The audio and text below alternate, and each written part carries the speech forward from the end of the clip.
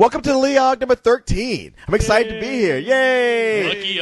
Unlucky 13. Now, it's going to be a little different this week because, it's going to be me and right Beau now. and Jason. And we got, Greg, our bass player. Slap a little bit for us, Greg.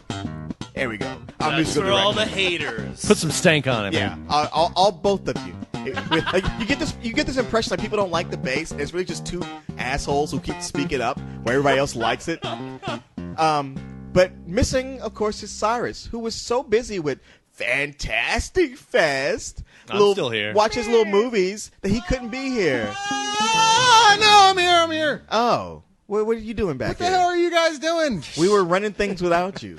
Way to be on time, Shia LaBeouf. I'm gone for 8 days. 8 tiny, Dude, insignificant days. I'm sorry, the world moves on. You think you're Carlisle over here? You can't take off for 8 days and whole things for you? For once, I'm not going to edit out the joke about Carlisle. If only you could see my friends out there in Spill Land. Wait until our year-long anniversary where we will release our hour-long Carlisle joke reel.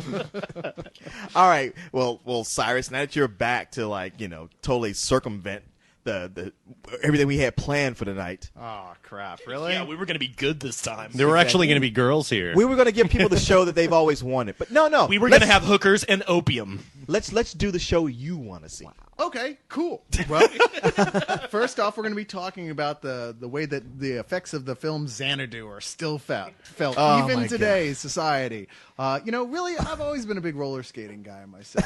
Yeah, you've been a big I want to fuck Olivia Newton-John guy, too. But I think that's all I think he of us. just wants to trade beauty tips with Olivia Newton-John. But hey, you know what? But you guys, you know what the hardest part about rollerblading is? Explain to your parents that you're gay. See, but this is the third time you've done that joke in a LEOG. On a LEOG? You're worse than I am. What's the line I kept saying? Yes. From now on, Cyrus is forbidden from ever using the phrase "jump the shark" again. Oh, and Really? I should point out that all of the LEOG. I should point out that Cyrus actually is wearing cut-off jean shorts right now. They're called jorts. I thought they were called Daisy Dukes. I love the way they Scrub hug that out of my your parts. Oh wow! Nasty. Anybody now- want to switch mics with me real quick? From now on, in lieu of saying "jump the shark," we will be saying, in deference to Indiana Jones and the Kingdom of the Crystal Skull, "nuking the fridge." I like that. I like that too. I do. That's I like awesome. that. Even as I a fucking fan totally of that stole movie, it. of being one of the guys who goes, you know what, you guys are being way too hard on this, and I still feel that way. That's still funny. No, yeah. Are you still going to feel that way after I slap you? I mean, you got to admit, even if you like that movie, if you love that movie, the nuke in the fridge, that was like the quintessential jumping of a But shark. if you remember during our review, it happened so early in the film that we're like, well, pretty much anything that can happen after this, you can That's buy. true. Yeah, you've successfully dumbassed it up enough for us to enjoy the rest of the film. And then, Thank you. And what just felt like at that point is like Lucas was like, well, I've done my part, and just stepped out. I'm off to write more lightsaber scenes. Bye, boys. I had that moment where I went inside and talked to myself, and it's like, dude, are you going to get over this and enjoy the rest of this movie? You're going to sit here with your lips stuck out. Fine, I'm going to let it go. And once I let that go, I had to let everything else go. But I wanted to address, apart from a review that happened a long, long time ago. The galaxy far, far away. Yeah, don't even start with me. We will not be referencing anything from Lucas anymore. Ever. Hold on, I got to put on I got to put on the echo effect. No, I'm not going to do that. I don't want to slap you down that hard, Jason. Last week we were a little drunk. A little drunk? I don't remember the last 30 I don't remember minutes last of week. the What are you show. talking about? Do you remember me forcing the charcoal down your throat? Martin Lawrence walking around in his underwear, fired a gun in the air, was a little drunk. We were wasted. When we had to put the adrenaline needle into Jason's chest is when I knew that maybe we had pushed it a little far. I was so drunk, I'm going to be playing Iron Man in Iron Man 2.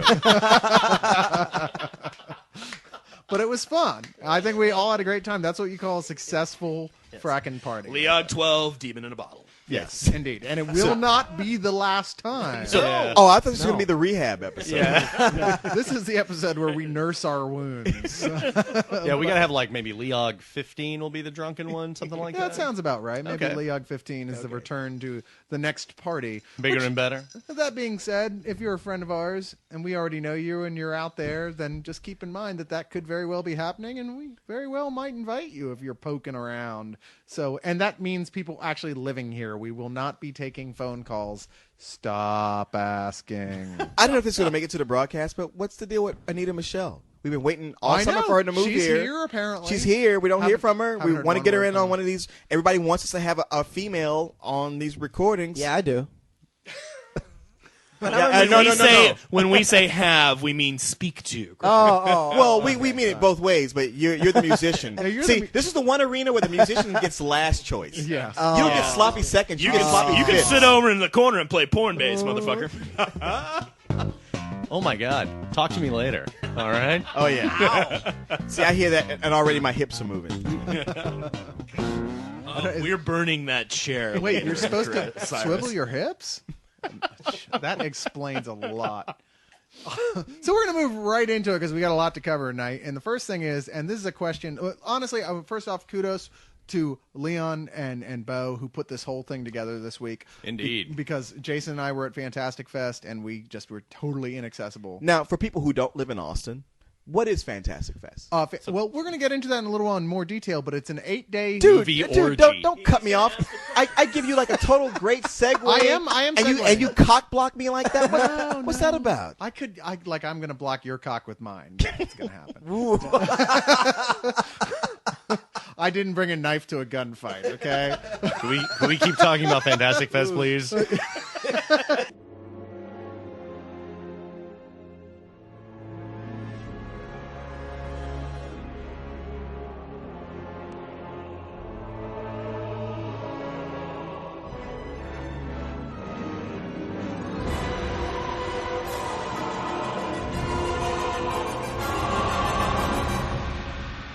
We have a question from Darkblade, and the questions you put together are great. And this is one of the ones that I thought was really cool.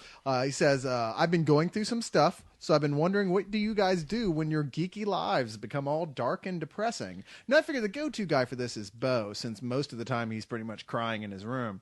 So what do you do? Slit my wrist, kill a hooker, and bury her in the backyard? Oh, wait a minute. That's what that smell is. No, I actually answered this question online, but I'll say it again. Man, when I get the blues, I really do. I love to get some very old 70s to 60s era comic books. Amen. Yeah, sit back, just crawl into bed, read those, maybe pop on some Looney Tunes on the TV, and eat some comfort food. That's how I kick the blues, man. I'm right there with you. Mine are the old Roger Stern Spider-Man, some of the old Master of Kung Fu Shang-Chi, Conan's. Love those. Yeah, some of the old ones, the original, and Paul Gulacy. And the Doug original Mensch. Star Wars trilogy. I've got a box of old 70s era DC horror comics. Unexpected, Oh, right on. House of Sacred, House of Mystery. Yeah, I mean, reading that stuff will cure my blues. Yeah, and Darkblade, I don't know your situation.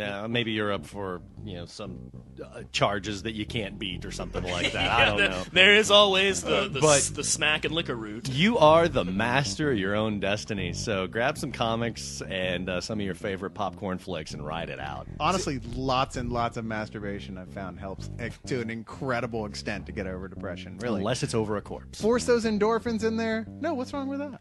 Well, look, Whatever I mean, gets you off, man. we're dealing So with that's what happened to my dead hooker. we're dealing with heavy teenage angst. And as we've seen, lots of teens have turned to just getting a big arsenal and going to school and shooting it up.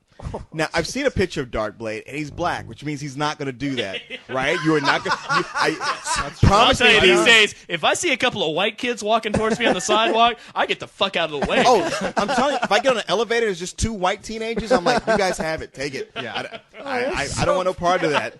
No, you're right. We're very angry now. I avoid the entire state of should be, 'cause we're Colorado. taking I love over. that. That's You, why. like the world is your oyster, and yet you find a way to go like, man, I'm being marginalized. This is bullshit. I got to It's kill true. somebody. It's true. Making other people feel like shit is not the answer to make yourself feel better. it's Create not. your own little womb, your own little world to retreat to. That's what I did, man, and it helped. And now, I'm right as rain. Things are rocking and rolling. Dude, the guy just has the blues. He didn't say he's fixing to like, Hey, I can remember being blow a up the teenager. church next door. I remember being a teenager, having that feeling of like, man, the world is full of shit, and I just want to check out and this. But then I was watching Three's Company and laughing my ass off, and I'm like, well, maybe I'm not as depressed as I think I am. Yeah. John Or- Ritter. So John Ritter's secure? Hey, man, John Ritter was an icon. Man, you can just I sit love there, John Ritter. Darkblade. You can just sit there and say, "Shit, at least I ain't Cyrus." Hey, man, my life's not so bad. I'm actually getting laid now, so it's all good. He should pick up a guitar. Dude, we've all been teenagers. We've all been depressed, emo teenagers at some point in our lives, and we got over it. You will get over this. Huey Lewis in the news, man. That's the answer. Yeah. And if you don't, Darkblade, I've got 2 words for you: Trent Reznor. That always makes me feel better. It's like, dude, that guy's life sucks. Or at least he says it does. Anyway. I will say this. If you do decide that you just cannot function without killing a bunch of people first, erase your history and don't let anybody know that you were like logging on to spill.com before you did this. Yeah, right? Definitely don't lead back here. But first, contact one of us, and we've got a list of people. That's true. Joe Quesada, 666, New York, New York. I'm gonna go ahead and do this. And Darkblade, this shows how much I love our fans, really, that I'm gonna admit this because I know I'm about to get just savage, laid open bare, but I have a few drinks and watch about 3 musicals in a row when I get really, really down. I watch Moulin Rouge. And that's our last LEOG. Once More with Feeling episode of Buffy, and I sit and I quietly sing along to myself, and I feel better afterwards. Wow. See, if that doesn't make you feel Jason superior, apparently, nothing will. when he gets depressed, goes out and beats up a bunch of gay people because he felt so threatened he had to leave the room. Hey, it's not so much feeling threatened. See, Beau, what you just said is an insult to gay people to think that they would be into everything that Cyrus just said. Wow. Really? All this hatred because of musicals? Yeah, You like Chicago. I saw you sitting there tapping your foot. That's because Bob Fosse makes musicals for straight guys. See, even I didn't know that Bob Fosse was the guy there. I was like, really? You know that? Okay. I didn't know. Bob You Fosse keep makes telling music- yourself that, No, Leon. dude, you watch a Bob Fosse Bob musical. Fosse's not a gay icon. Come And who on, did the all Bob- that jazz. Who did Arnold the costumes Schwarzenegger for watches that? that every You're night. nuts. Bob Fosse makes these musicals that all involve hot, sexy women with boob jobs parading around in the sexiest outfits Dancing ever. around the hospital beds of flaming gay dudes. Yeah. Sorry. I got porn for that, buddy. Everyone's a hero in their own way.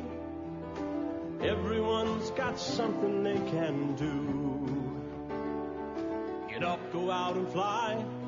Especially that guy who smells like poo.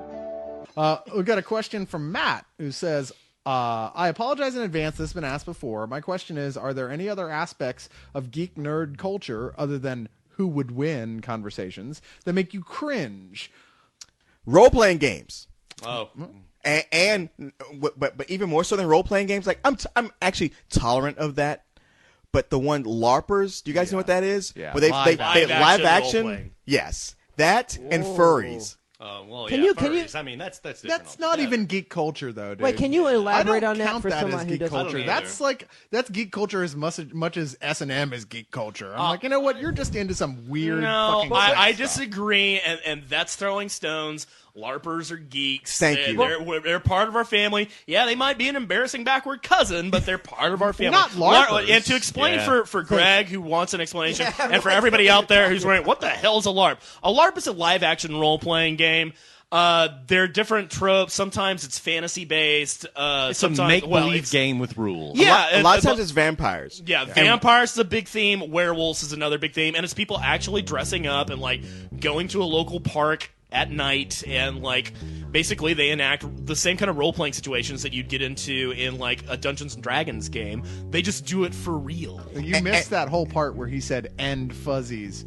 which is what I was Furries. Furries, Furries which is what I was talking about. LARPs, yes, they're one of us. Furries, not so much. Oh yeah, Nothing to do furries with are more us at all. just fetishes, but generally They start off loving the female. Loving the anthropomorphic animal comics. Well, they start off taking jobs as teenagers at theme parks, wearing big You will outfits of like Daffy Duck. trust me, Cyrus. You will never go to a furry's house and not find tons of comic books and geeky stuff. Thank you. There's just no way. Wow. Yes, It's- but even so, I'm not going to go. Okay, well, that automatically. So wait a minute. counts as Okay, part of so it. I only if- know about them from my years of going to San Diego Comic Cons, If where they I'm- would be there.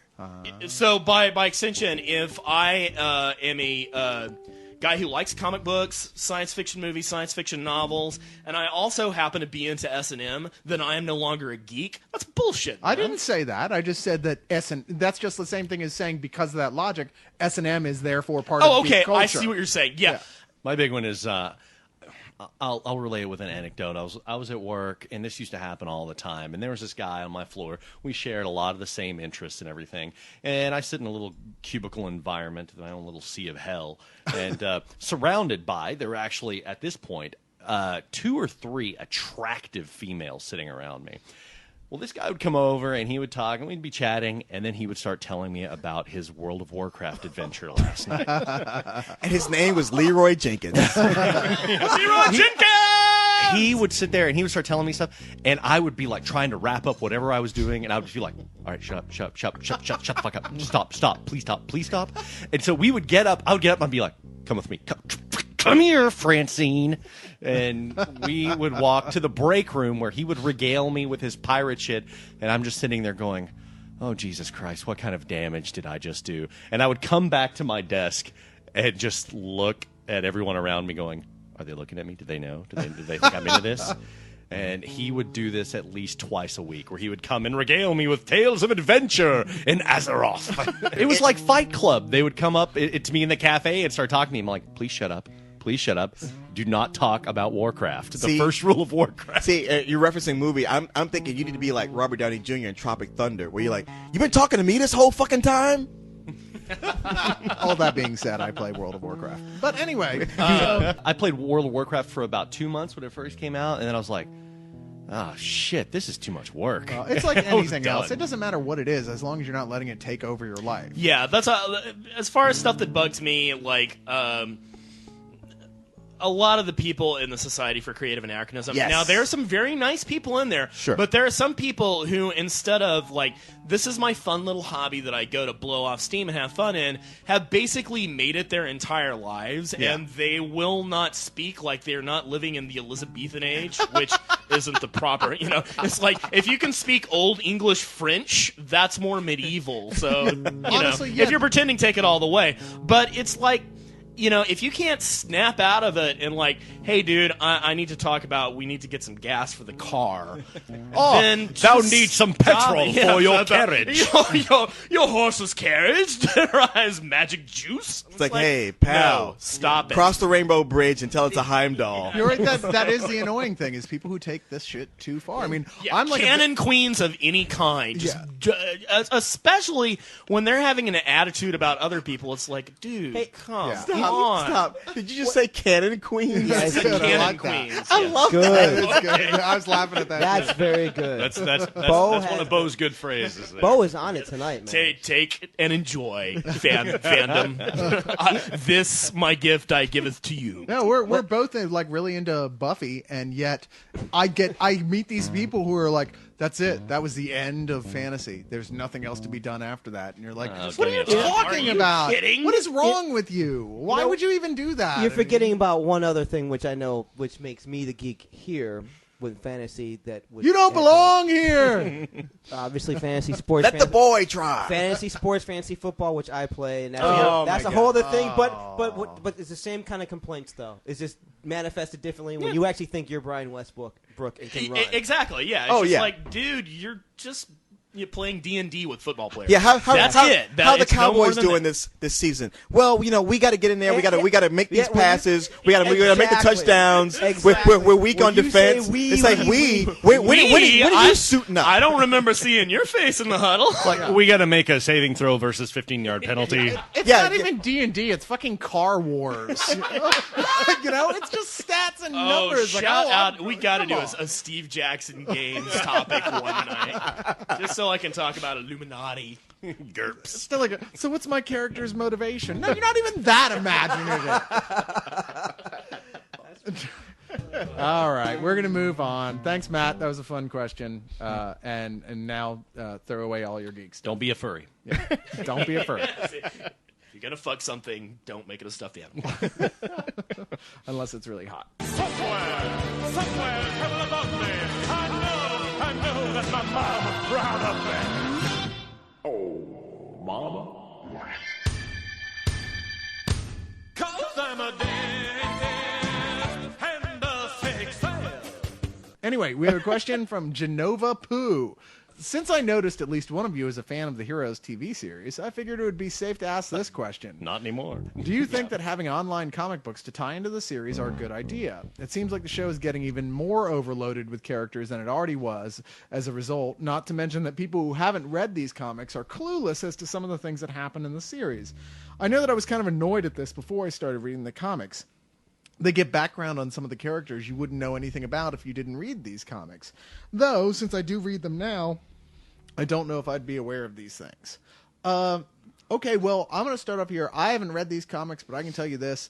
If you're trying to do comics that are necessary to understand what's going on in your primary product, you're making a mistake. Southland Tales, Richard Kelly, we're Yes, looking at you. Yeah, exactly. Oh, did he do that? Oh my he did God! that. Like 4 graphic Well, novels. I mean, it's funny because, like, all right, I read the graphic novels, I saw the movie, and part of the reason I wasn't quite as hard on the movie as y'all is, like, I was like, okay, well, I see I understand more what's going of where on. he was coming from, and I like some of the points he was making, but there's no way in hell you would have understood any of that without reading these graphic novels. No, it's a huge mistake. Like with all the viral marketing, like with everything that went on with what was the big J.J. Abrams movie? Cloverfield. Cloverfield. With Cloverfield. It's like I didn't watch that viral marketing, and apparently, if I had, it wouldn't have really added much to the story, which is how it should be. See, but that's the thing. I mean, with these alternate or not alternate, with these comic books that they're doing along the hero storylines, this isn't viral. I mean, this is like they're adding to canon, but they're excluding the majority of their audience Right. because the majority of the audience of Heroes,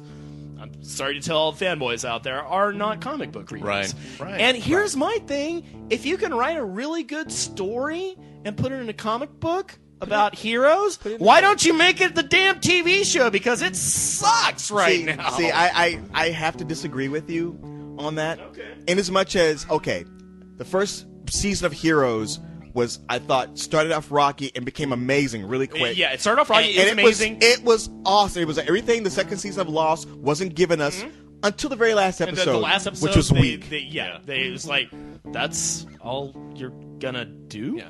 That's Okay. the thing with creating kind of parallel properties in different mediums. It's like they should all be able to exist on their own merits. Oh, you definitely. know?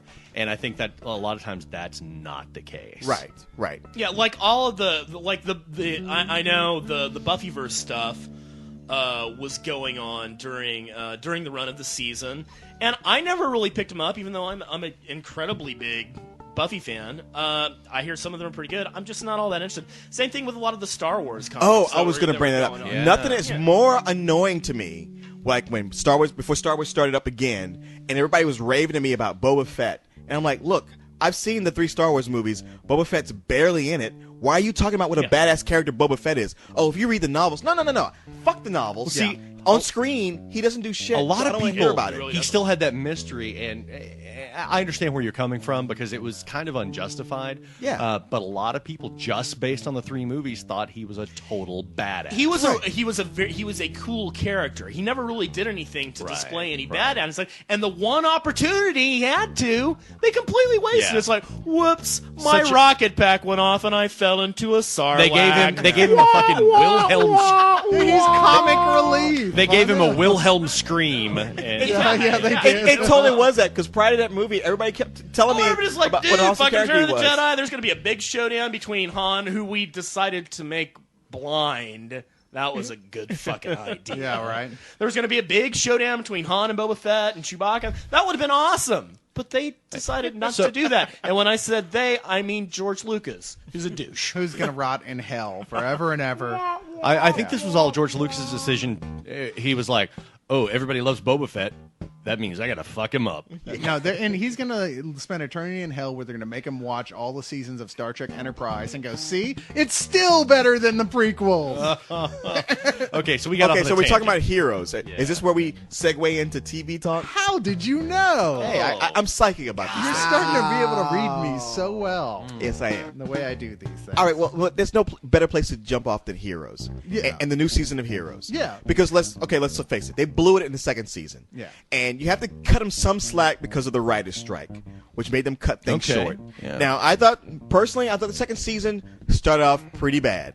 Like the whole thing with Hero back in the past, you thought Yeah. this might be cool, but it went on way too long. Well, the first season ended horribly. Yes, it did. We covered that Yeah, when you we- were out of the room. I actually didn't. I never, for an instant, really thought that the hero in medieval Japan was cool. I was like, all right, if they only do this for like an episode or so, and maybe No. show him jumping around in time. What, it went on cool. for like 5? But it's just like, I thought oh that my too. god, this Yeah. is so tedious and stupid. Yeah. And then you bring the guy from Alias in. The who guy was, you- even on that show wasn't a convincing villain. I know, we hated him on Alias, and now, oh great, now he's back Oh, again. you mean that guy? Okay, He was Sark, the guy that on Alias. Okay, yeah, the guy that looks like the poor man's Paul Bettany. Yes. Yes. Okay. Yes.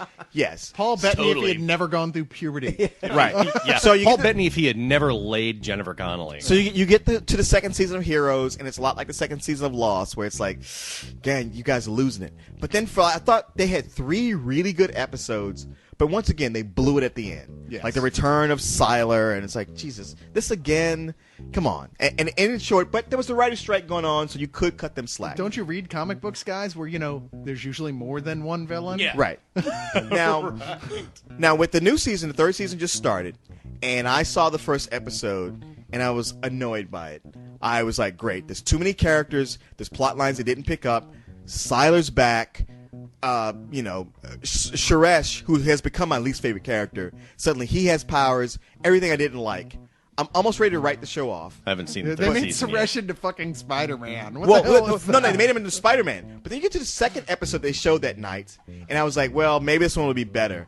And I thought it was a lot better because, yeah, he started as Spider-Man, but then he became Jeff Goldblum in The Fly. Yeah. Jeez, guy, I haven't seen these yet. Well, how are we going to talk about this if you haven't seen it? Hey, Spill, it's Jason complaining about spoilers. Have fun with your irony dance. Well, Touche. okay, you hamstring me. Let me just say that. No, just go for it. Go for No, it. no, I'm not going to go for it. I don't care. I would just say because I'm probably going to get disagreements, but I thought that the second episode was everything that the first episode wasn't, and it completely turned me around on it to where now I'm excited about No Heroes kid. again, and I can't wait for the next episode. I liked the second half of it. I did, which they presented it all in one. Like it was like they next were up, like- Heroes now. Yeah. But it's there's a big problem going on here, which is that there's 2 people who can time travel. First off, big mistake, especially since the new season is taking this tact of, guess what? We've created another alternate timeline where things turn horrible. I mean, come on, guys, kill the time travelers. I know